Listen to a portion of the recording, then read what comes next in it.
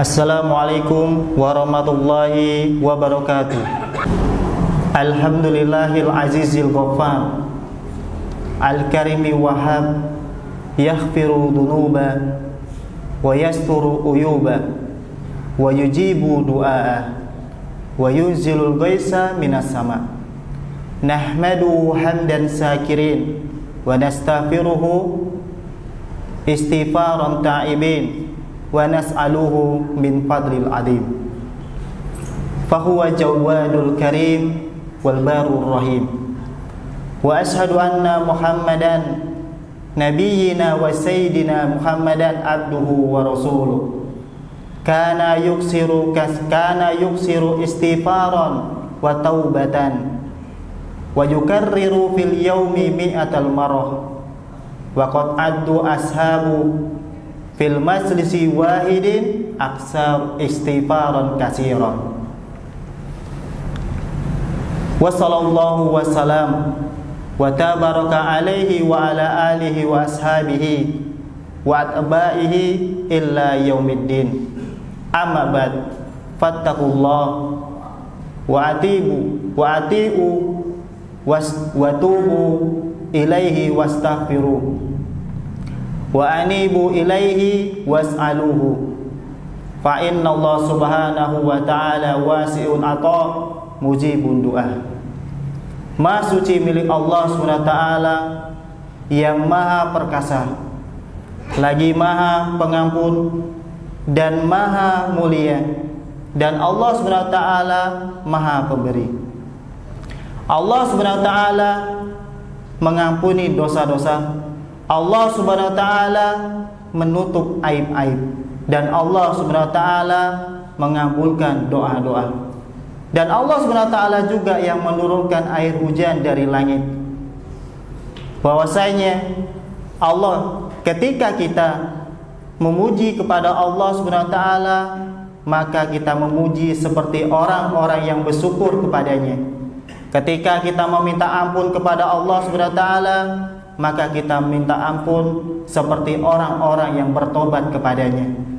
Dan ketika kita meminta kepada Allah atas karunia yang besar, dialah Allah Subhanahu wa ta'ala yang maha bijaksana dan maha dermawan. Bahwasanya Nabi SAW adalah seorang hamba dan utusannya, dan Nabi SAW yang paling banyak istighfar dan bertobat. Setiap hari Nabi SAW istighfar kurang lebih 100 kali. Dan ketika para sahabat duduk di satu majelis, Nabi SAW paling banyak istighfar kepada Allah SWT. Semoga keselamatan dan keberkahan diberikan kepada Nabi SAW dan keluarganya, para sahabatnya, dan para pengikutnya sampai akhir zaman. Kaum muslimin dirahmati Allah SWT, sidang Jumat yang dimuliakan Allah SWT, maka bertakwalah kepada Allah SWT, ikutin Allah SWT, dan memintalah ampun kepada Allah SWT. Sungguh Allah SWT orang yang selalu mengabulkan permintaan hambanya. Allah SWT adalah yang sangat luas sekali karunia-Nya. Maka Allah SWT memerintahkan kepada kita untuk kita bertakwa, sebagaimana Allah SWT mengatakan, ya ayyuhalladzina amanu taqullaha haqqa tuqatih wa la tamutunna illa wa antum muslimun. Wahai orang-orang beriman, bertakwalah kepada Allah SWT dengan sungguh-sungguh takwa, dan jangan kalian mati kecuali dalam keadaan Islam. Allah SWT di sini mengatakan atau memanggil kepada orang-orang yang beriman, tapi bukan kepada orang-orang yang tidak beriman.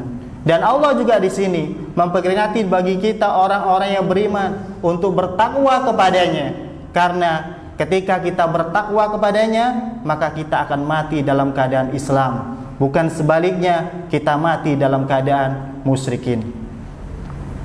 Kaum muslimin yang dimati Allah Subhanahu wa ta'ala, kita lihat di mana-mana selalu ada bencana. Kita lihat belum lama ini terjadi di Indonesia, yaitu di daerah Cirebon terjadi zalzalah, yaitu gempa bumi yang beberapa kali terjadi. di kota tersebut.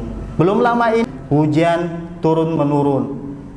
Ada apa gerangan ketika suatu negara atau suatu daerah dikasih musibah?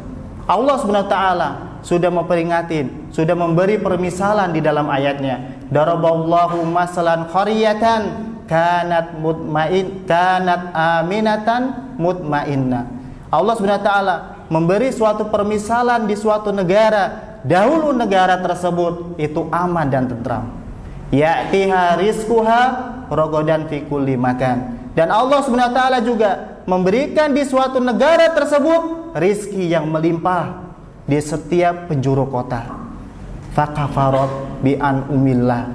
Maka negara tersebut mereka mengingkari nikmat Allah Subhanahu wa taala.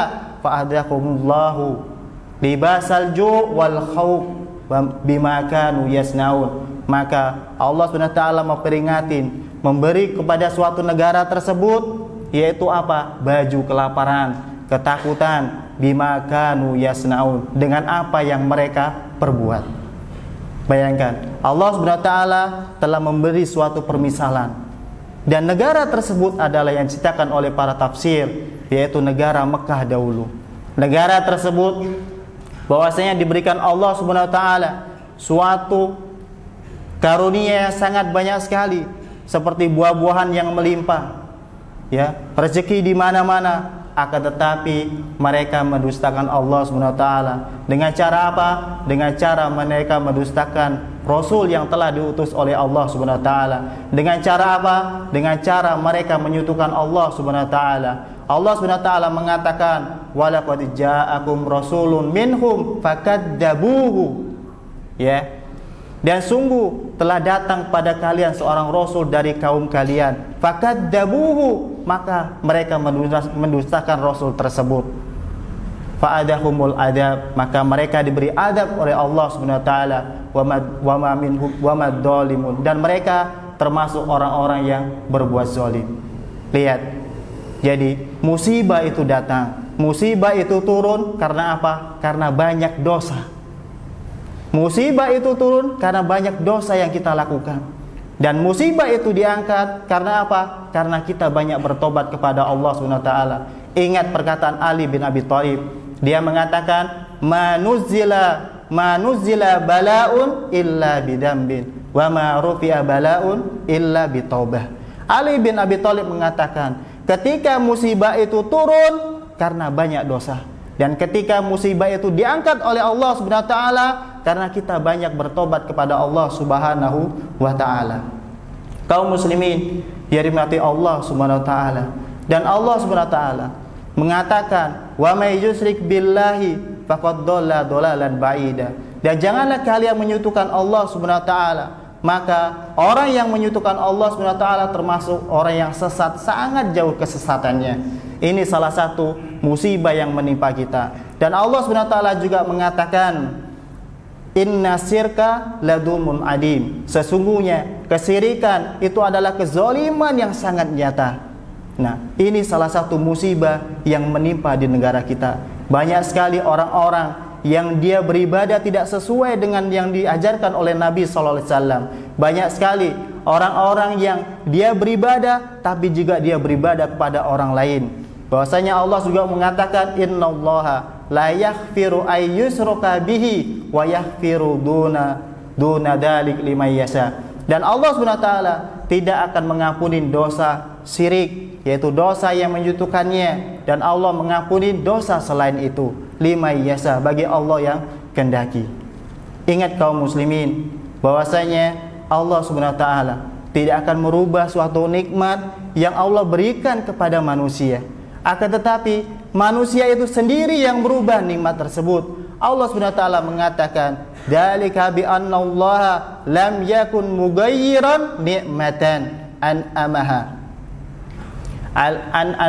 ala qaumin hatta yughayyiru ma bi anfusihim wa annallaha sami'un alim." Allah Subhanahu wa taala mengatakan di ayat ini bahwasanya Allah Subhanahu wa taala tidak akan merubah nikmat yang telah diberikan kepada manusia, akan tetapi mereka merubah nikmat itu sendiri. Bahwasanya Allah Subhanahu wa taala Maha mendengar dan Maha mengetahui. Ingatlah, Allah Subhanahu wa taala Imam Al-Ibnu Qayyim mengatakan dalam ayat ini bahwasanya Allah Subhanahu wa taala tidak merubah nikmat yang telah diberikan kepada manusia tersebut, akan tetapi manusia itu yang merubah nikmat tersebut.